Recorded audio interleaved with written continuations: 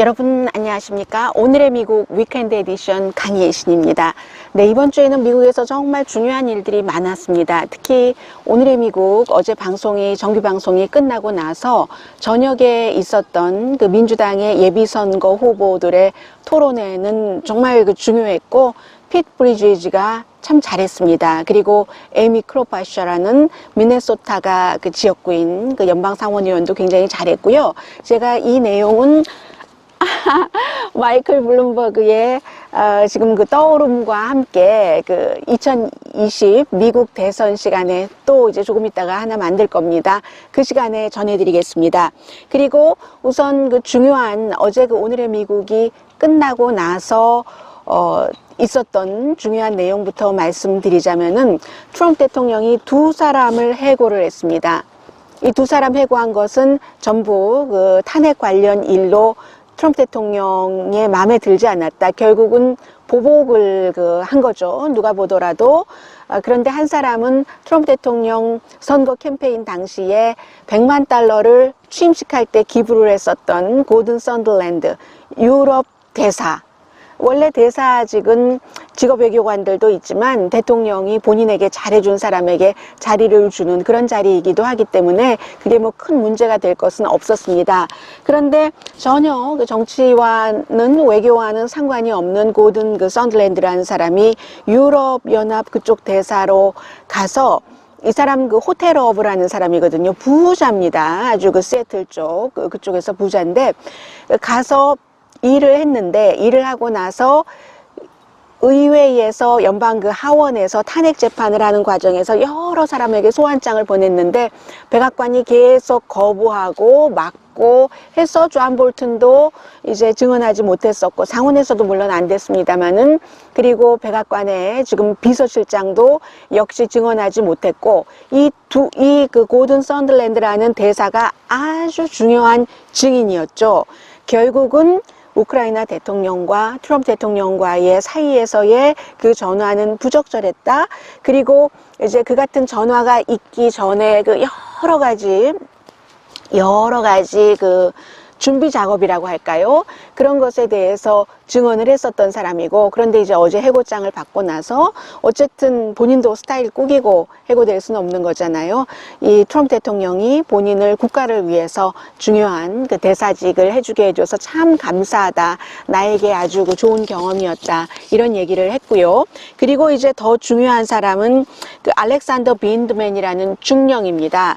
이 중령도 국가안보위원회 소속, 그러니까 존 볼튼이 헤드로 있었던 국가안보위원회 소속으로서 우크라이나 전문가로 백악관에서 근무를 했습니다.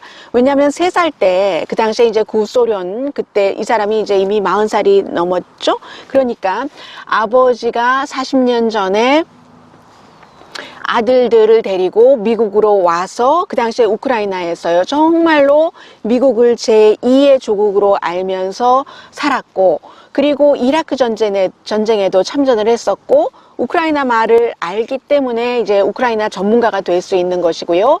그런데 이제 이 사람도 역시 스타 증인이었습니다. 군복을 입고 의회 청문회에 나가서 내가 대통령과 또 우크라이나 대통령 사이에 전화 통화 내용을 들었는데 부적절했다. 그래서 상관에게 보고를 했다. 이게 이제 대통령 탄핵 무죄까지 가면서 결론을 내려진 그것의 시작이었는데, 대통령이 어제 기자들이 물어보니까 내가 그 사람 기분 좋을 리가 없지 하더니 바로 이제 백악관에서 쫓겨날 때는 이제 에스코트 당하고 밖으로 나가는 거거든요. 쫓겨났습니다. 그래서 이 중령은 사실은 그 하원에서 청문회에 출석할 때부터 많은 사람들이 우크라이나 말하고 우크라이나 스파이일지도 몰라, 이렇게 얘기를 했었고요. 그리고 이 중령보다도 더 억울한 사람은 중령의 동생입니다. 쌍둥이에요. 그런데 그 쌍둥이도 동생으로 저는 알고 있는 내 동생입니다. 그 동생도 역시 국가안보위원회의 변호사로서 군인입니다. 두 사람 다 그 쌍둥이가. 그래서 국가안보위원회의 변호사로 일하다가 역시 쫓겨났습니다. 그런데 형은 군복 입고 하원 청문회라도 출석을 했지만 동생은 아무것도 한 일이 없는데 아무튼 같이 쫓겨났어요. 그래서 이제 그 백악관에서 국가안보위원회에서는 쫓겨났지만 그렇다고 해서 뭐 군에서 다 그 모든 것을 없앨 수는 없는 그런 일이기 때문에 아마 뭐 사우스캐롤라이나인가요? 뭐 그쪽으로 재배치가 된다고 들었습니다. 그런데 어쨌든 특히 이제 형이요, 형중령의 얘기는 그 본인은 얘기하지 않죠. 변호사를 통해서 진실을 말한 대가. 군인으로서 수십 년 복무를 했고 나라를 위해서 진실을 말한 대가가 해고당하는 것, 그리고 사생활도 이제는 다 없어져 버렸잖아요. 그렇게 되는 것이다 라고 얘기를 했고, 제가 지금 이렇게 말씀을 드려도 원래 이제 그 7월 달에 원래 이제 다른 백악관을 떠나기로 예정이 그렇게 돼 있었던 사람인데 아무튼 그 해고를 했고요. 이렇게 말씀드리면 어떤 사람들은 좀 대통령이 심했네. 이미 다 끝난 일인데 게다 대고 군인을 뭘 해고까지 하라고 그래. 에스코트 시켜가면서 라고 생각하시는 분들도 계시지만 지금 미국의 분위기가 상당 부분의 사람들은 트럼프 대통령 정말 잘했네. 아주 못됐지. 대통령에게 충성하는 사람이 아니잖아. 이렇게 얘기를 하는 사람들도 있고요. 실제로 대통령이 이제 해고하고 나서 많은 이런저런 얘기가 있으니까 나에게 복종하지 않았잖아. 이런 얘기도 했습니다. 그리고 트럼프 대통령이 늘 하는 얘기죠. 나는 그 사람 몰라. 말해본 적도 없어. 본 적도 없어. 뭐 이런 식으로 얘기를 하면서요. 그런데 판단에 문제가 있어. 정보를 흘렸잖아. 정보를 흘렸어. 뭐 이런 얘기를 하고 나의 전화에 대해서도 항상 트럼프 대통령이 하는 말이 완전한 전화, 퍼펙트한 그 전화 통화라고 얘기를 하잖아요. 그 퍼펙트한 전화 통화를 아주 나쁘게 말했어. 나쁘게 흘렸어. 이렇게 대통령이 그렇기 때문에 이제 복수다라고 얘기를 하고 있고요. 이제 이런 일이 있기 전에 수요일이었었죠. 연방 상원에서 이제 밋 럼니를 제외하고 공화당 의원들은 전부 탄핵에 반대표를 던졌고 민주당 의원들은 전부 찬성표를 던져서 트럼프 대통령은 하나의 혐의에 대해서는 52대 어떻게 되나요? 48. 또 하나의 혐의에 대해서는 53대 47로 무죄 판결을 받았습니다. 그리고는 이제 중요하게 딱 떠올랐던 인물이 밋 럼니라는 첫 번째 권력 남용에 대해서 유죄라고 본인의 종교적인 양심, 평생 이제 몰몬이니까요. 그 종교적인 양심에 따라서 내가 신에게 약속한 것, 신이 나에게 준 그런 안내에 따라서 나는 그렇게 했다라고 얘기를 했지만 트럼프 대통령이 분노하는 것은 너무 당연하고요. 당연히 분노를 표시를 했고 그 다음날 승리 연설이라기보다는 그냥 뭐 축하하는 1시간 조금 넘는 그런 시간 동안 열심히 밋 럼니 비난했고 낸시 펠로시 비난했고 민주당 의원들 다 비난했고, 그런데 실제로는 또 이것도 스몰 그룹일 겁니다. 왜냐하면 지금은 미국은 이미 공화당 대 민주당이기 때문에 트럼프 대통령이 무슨 일을 해도 이 공화당은 전부 대통령 잘했어.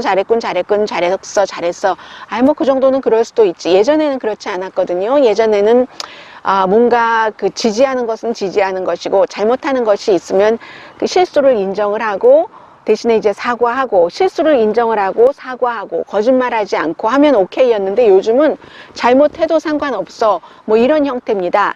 그래서 이제 트럼프 대통령이 탄핵에 대해서 무죄 판결을 받고 나서 밋 럼니는 스몰 그룹에서는요. 어디에 갔더니 기립박수를 받았다고도 하고요. 그러나 전반적으로는 이 사람이 공화당인데 공화당 대통령에게 탄핵에 찬성표를 던졌다 해서 유타주에서 그를 소환해야지 된다, 리콜해야지 된다는 운동도 일어나고 있습니다만 그 리콜도 뭐 그다지 쉬운 일은 아니거든요. 그래서 아마 리콜되지는 않을 것으로 예상이 됩니다. 임기는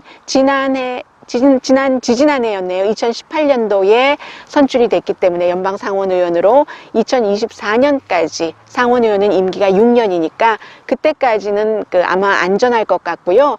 이 사람은 본인이 이제 공화당의 대통령 후보도 해봤고 그 버락 오바마에게 졌었던 사람이잖아요. 집에 돈도 많고 자녀도 많고 손주도 한 24명 되고 다 가족들과 의논을 한 결과 나는 그 길을 택했다. 그게 이제 본인의 레가시라고 선택을 했을 겁니다.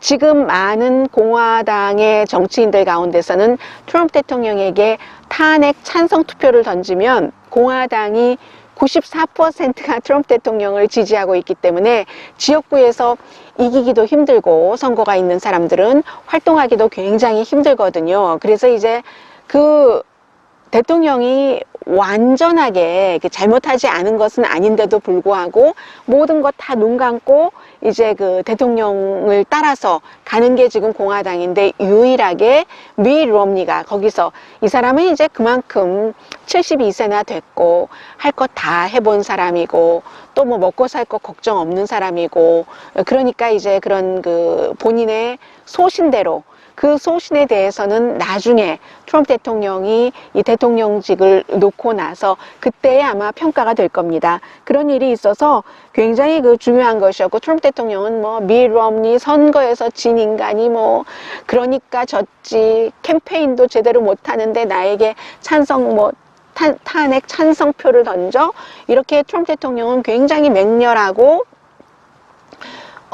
좀 우아하지 않은 그런 형태로 본인에게 반대 의견을 가진 사람을 비난을 하고 트럼프 대통령의 지지층은 날이 갈수록 그 같은 전혀 그 인간이 원래 인간의 본성이 있고 그리고 추구해 나가는 면이 있는데 보통 그 상당수의 사람들은 추구해 나가는 것을 조금 더 나은 방향으로 조금 더 우아한 방향으로 성악과 성선이 있다면 성선 쪽으로 이렇게 하는 것을 보통 사람들이 추구를 한다면 트럼프 대통령 지지자들은요 그렇지 않은 것 같아요. 아 솔직한 게 얼마나 좋아. 그거 잘하는 거 아니야. 당신은 그렇게 생각 안 해? 당신은 아니냐고 이런 형태로 지금 미국이 굉장히 좀 극단화돼 가고 있다 하는 것 말씀드리고요. 그리고는 이제 국정연설에 대해서는 제가 정규 방송에서 여러분들께 그 전해드리면서도 사실은 가장 중요한 부분을 말씀을 못 드렸어요. 세계관이 빠진 국정연설이다. 보통 이제 미국의 대통령들의 국정연설을 들어보면 이것도 위선이다라고 얘기할 사람도 있는 것 같지만 그렇지 않잖아요. 곧 그 사람이 말을 하는 대로 행동도 좀 따라가려고 하기 때문에 예전에 그 샘터에서 지금도 샘터 이제 더 이상 안 나오죠? 그 작은 책이요. 그 샘터에 언젠가 그 맨 뒷부분에 써 있었던 그런 글 가운데서 말하는 대로 되니까 또 말이 씨가 된다는 말이 있잖아요. 그런데 아무튼 이 국정연설에서 항상 올해 어떻게 이끌고 나가겠다. 내가 잘한 건 뭐다. 이제 야당과도 뭐 다 우리가 나라를 사랑하는 마음 아니냐. 뭔가 그 조금의 그 차이는 있지만 기본적으로는 전부 애국자들 아니냐. 이렇게 말하는데 트럼프 대통령은 그렇지 않았습니다. 그래서 저는 굉장히 어두운 아주 어두운 국정연설로 느꼈고요. 뭐 이민자에 대한 뭐 비난 이런 것은 말할 수도 없고 이민자가 미국에서 잘했다고 얘기하는 것은 한 번도 없었습니다. 국정연설에서도 마찬가지였고요. 아주 혹독한 단어를 전부 동원을 해서 그런데 제가 여러분들께 말씀드리지 못했던 것은요. 그 비전이라고 할까요? 저도 사실 뭐 비전이다, 뭐 우아하고 이런 거 별로 좋아하지 않거든요. 우아하지 않으려고 하는데도 우아하고 이게 뭐 꾸미지 않는데도 내추럴하고 요즘은 뭐 내추럴하게 보이게 꾸미잖아요.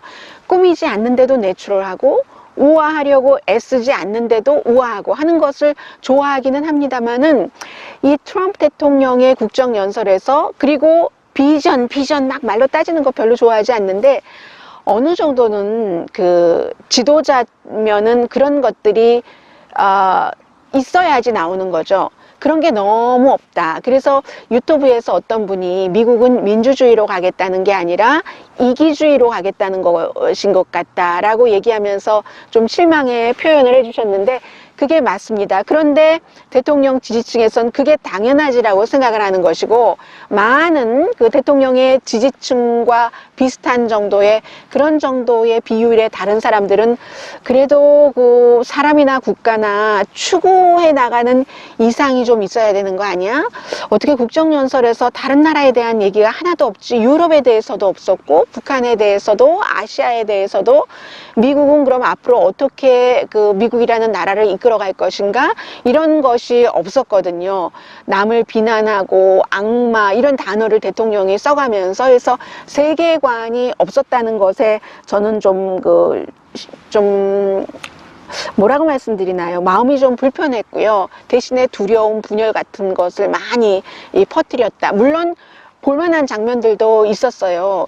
그 와이프가 남편이 아프가니스탄에서 오는 것을 미처 몰랐는데 그런데 와서 어린 아이들과 껴안는다던가 그리고 이제 아프리칸 아메리칸 엄마와 딸이 학비 걱정하지 않고 공부를 할 수 있게 됐다던가 그리고 나이가 많은 그런 그 군 출신 어떤 분도 소개를 했고 그런 그 쇼도 있었고 러쉬 림보는 제쳐놓고요. 그런 것들이 있었지만 그 또 후안 과이도를 데리고 온 것은 선거 캠페인인 거고요. 사회주의 안 된다. 민주당 봐라 하는 얘기예요. 민주당이 그것을 느꼈겠죠. 그래서 북한에 대해서 한마디도 하지 않았다는 것은 이제 트럼프 대통령도 본인이 김정은 위원장과 만나서 여러 가지 일을 했다고 하고 완전히 성공했다고 하고 미국은 더 이상 핵 위협이 없다고 얘기했었던 것이 그게 앞으로도 계속 자랑할 만한 그런 일이 아니라는 것을 본인이 이제는 알았다고 저는 이번 국정연설을 통해서 분명히 느꼈습니다. 그리고 이제 한국도 총선이 얼마 남지 않았지만 한국 총선 이전에 미국과 북한과의 아주 어떠한 극적인 뭔가 좋은 면이 나올 수 있을까? 보다는 나오기 힘들다 하는 것이 더 맞는 것 같고요. 아마 그러한 일이 나오려면은 트럼프 대통령이나 김정은 위원장 측에서 정말로 드라마틱한 양보 같은 것을 해야지 나올 것 같습니다. 그래서 국정연설에서 북한 관련은 그렇게 되고 저로선 세계관 없는 게 서운했고 그리고 낸시 펠로시와 트럼프 대통령과의 관계는 낸시 펠로시 하원 의장도 새는 울고 저는 기침하고 낸시 펠로시 하원 의장도 사실은 어찌 보면 먼저 트럼프 대통령에게 전통을 깼다고도 말씀드릴 수 있어요. 제가 정확한 문장을 외우지는 못하는데 보통 하원 의장이 대통령을 의사당에서 국정연설할 때 소개할 때 이렇게 우리의 대통령을 소개하는 것을 나는 영광스럽게 생각합니다. 이런 영광스럽다는 단어가 들어가거든요. 트럼프 대통령이 후안 과이도를 베네수엘라 대통령이라고 하면서 내가 영광스럽게 소개한다라고 얘기한 것처럼 그런데 낸시 펠로시가 영광스럽게 소개한다고 안 했습니다. 안 하고 그냥 땅땅딱 두드렸고요. 그리고 나서 트럼프 대통령도 이제 이거 이렇게 연설문을 주는데 낸시 펠로시가 악수를 청하니까 보고도 못 본 채 했거든요. 그리고 나중에 끝나고 나서 연설문을 찢은 것 이건 정말 중요한 겁니다. 어찌 보면 트럼프 대통령이 악수를 거부한 것보다는 낸시 펠로시 하원 의장이 트럼프 대통령의 연설문을 찢어버린 것 그게 훨씬 더 강한 행위였을 수도 있고요. 그러나 낸시 펠로시 하원 의장으로서는 대통령이 연설 내내 그 연설문 속에 진실이 아니라 진실을 조각조각 잘라서 가짜만 담은 것을 했기 때문에 나는 그 가짜 연설문을 조각조각 찢은 것 뿐이야. 조각조각은 아니고 세 조각으로 찢었습니다. 부피가 있으니까 그것을 세 개의 부분으로 해서 한 3번 찢고 딱 옆으로 이렇게 놓고 하더군요. 그래서 낸시 펠로시 하원 의장도 마찬가지예요. 공화당에서는 대통령을 전혀 존중하지 않는다. 그렇게 얘기하는데 또 다른 쪽에서는 이 낸시 펠로시라는 사람이 정치적으로도 굉장히 노련한 사람이고요. 그 정도 할 수 있는 사람이거든요. 척, pretend, pretending, pretended.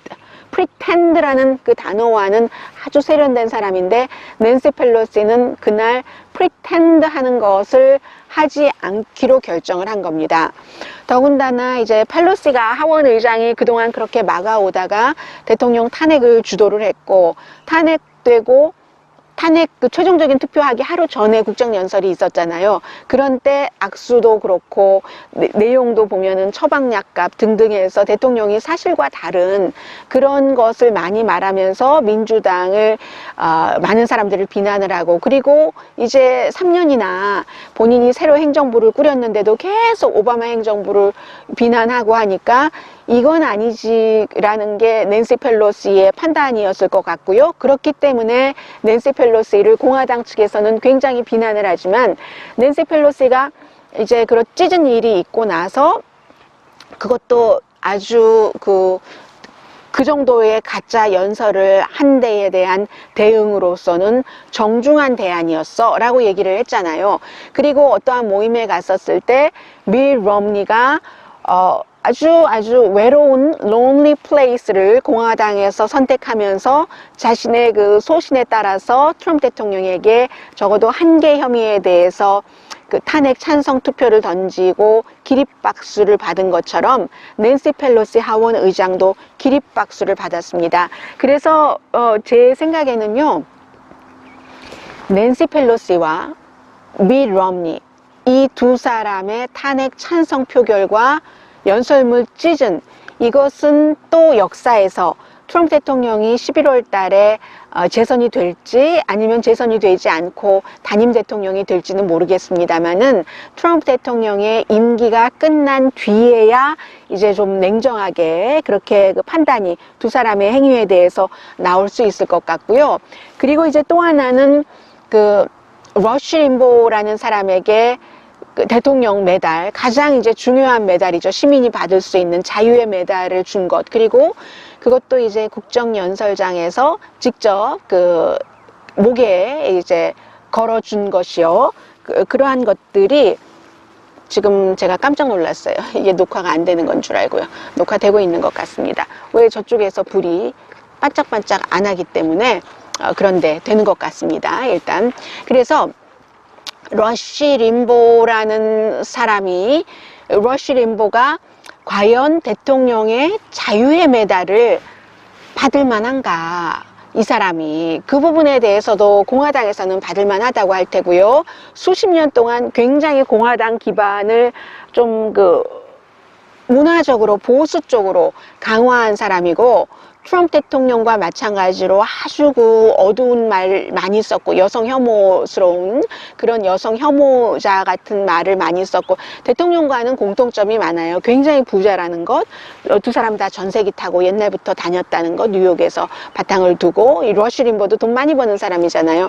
대학교를 중퇴하고 나서 난 돈 벌어야지 하고는 이제 본인의 그 라디오 쇼로 돈을 많이 버는데 2015년까지만 하더라도 트럼프 어림없이 트럼프 대통령 지지하지 않았어요. 그런데 이렇게 보니까 이제 그 트럼프 대통령이 연설하고 할 때, 선거 유세하고 할 때 사람들이 많이 모이는 것을 보고 딱 감을 잡고 딱 트럼프를 지지하기로 결정을 해서 지금까지도 러쉬 림보가 굉장히 트럼프 대통령에게 큰 힘이 돼주고 있고요.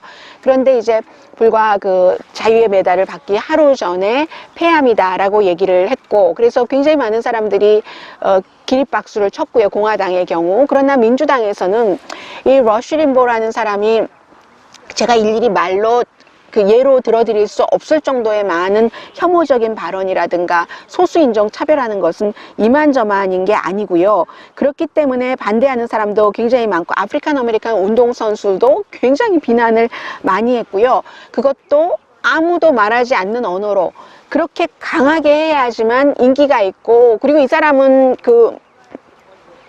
말을 하는 것으로 돈을 버는 사람이잖아요. 강하게 해야지 사람들이 듣고 나의 가치가, 돈의 가치가 올라간다는 것을 너무 잘하는 사람입니다. 그래서 그런 언어로, 심지어는 여기에 대해서도 찬성을 하는 사람이 있으니까는 참 그런 사람은 한심한 거죠. 여자는 배심원으로 허용하면 안 된다, 이런 말 하는 사람이거든요. 그리고 엘리트가 자신을 무시한다고 생각하는 거, 그게 이제 트럼프 대통령과 러쉬 림보의 그 공통점이기도 한데요. 그래서 엘리트 그 집단들을 굉장히 싫어하고, 그렇기 때문에 본인의 팟캐스트 같은 거 할 때도 옷 입는 거 보면은 반바지 조금 길지만 그렇게 입고도 하고 돈은 너무너무 많은 사람인데 아무튼 엘리트들 그룹을 굉장히 싫어하고요.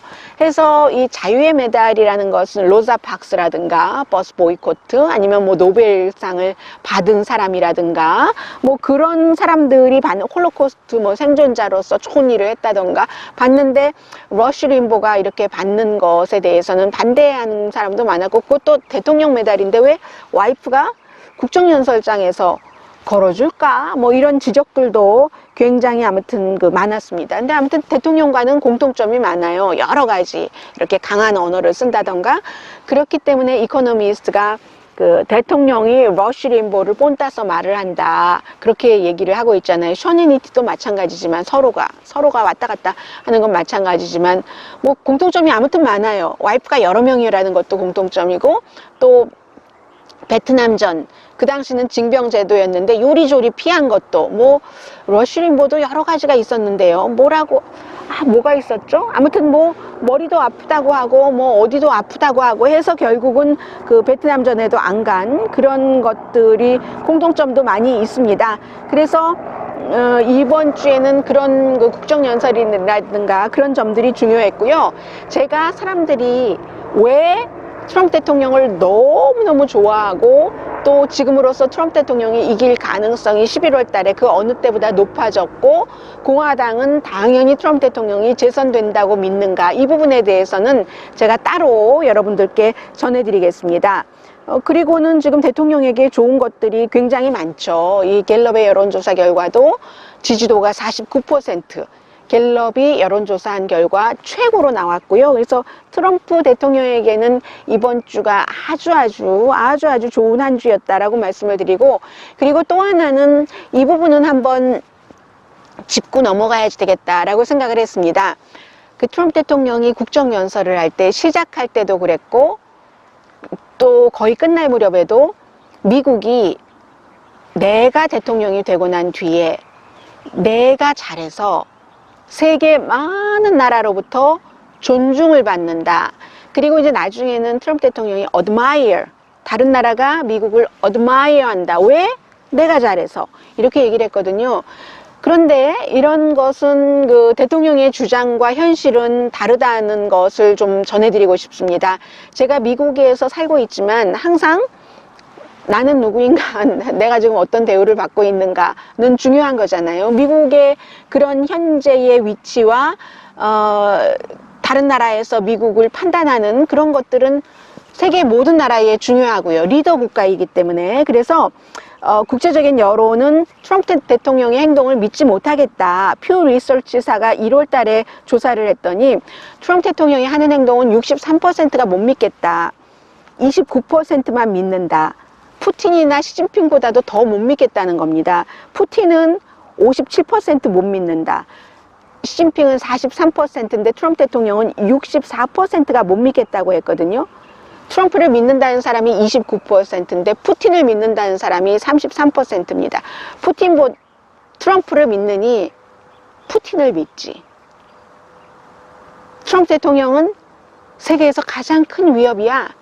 김정은보다도 푸틴보다도 시진핑보다도 이런 결과가 나온 겁니다. 33개국에서 37,000명을 대상으로 해서 했는데 그런 여러 가지 중에서 세계의 다른 나라 사람들이 그 미국 대통령이 한 것 중에서 마음에 안 들어 하는 것은 이란의 핵 협상을 깼다던가 멕시코에 벽을 쌓는 거라든가 기후변화를 탈퇴하고 이 관세 무역 전쟁하는 거 그런 것을 굉장히 싫어했고요. 갤럽의 조사도 마찬가지예요.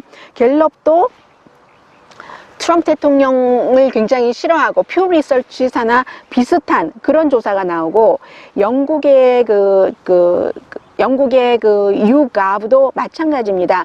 여기서 이제 독일 사람들은 41%가 트럼프 대통령이 세계에서 지금 가장 큰 위협이라고 답변을 했습니다. 푸틴이 8%예요.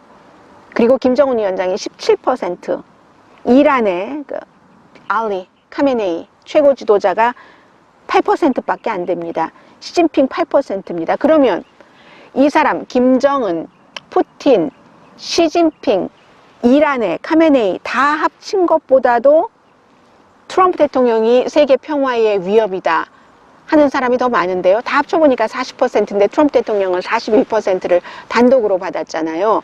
그러니까 이제 이런 그 부분들이 있다. 지금 미국 내부에서는 그 공화당이 트럼프 대통령에 대한 전폭적인 지지를 보내고 있지만 세계에서는 이 정도로 그 미국의 지도부를 싫어한다는 건 말씀드리고요. 그렇다면 민주당이 잘하느냐? 민주당 너무 못하고 있잖아요. 트럼프 대통령은 이기기라도 했지. 이번 주에 탄핵 재판에서. 민주당은 아이오와 코커스에서 결국은 아직까지도 최종 승자를 누구라고 말할 수 없는 핏 브리지지와 버니 샌더스가 한 사람은 데이원 그 퍼센테이지에서 0.001%예요. 몇 %예요? 그리고 데이원 숫자는 똑같은데 그리고 한 사람은 수천 표, 그 일반 유권자들의 표를 더 많이 받고 이랬던 정도이고 그러면 민주당으로서는 민주당의 전국위원회 의장이 아이오와주에 지금 그 리캔바스 해라. 리카운트는 아니고요. 리카운트는 손으로 다 일일이 재검표하는 거고 리캔바스는 조금 굵직굵직하게 이제 해야지 되는 그런 부분 정도에 다시 그 숫자를 맞추는 거고 그랬지만 사람들은 그러지 말고 전국위원장 당신이 물러나 결국 책임은 전국위원장이 하는 거 아니야? 그런 얘기를 하고 있기 때문에 작은 코커스 정도도 못하는데 그러는데 어떻게 트럼프 대통령을 이길 수 있겠는가 이런 것 때문에 민주당도 결국은 잘한다고 볼 수 없고요. 그리고 또 하나가 있네요. 이 부분은 제가 방송할 때 전혀 전해드리지 못했었던 부분인데 방송 끝나고 어제 월스트리트저널에 패기 누난의 칼럼을 읽었습니다.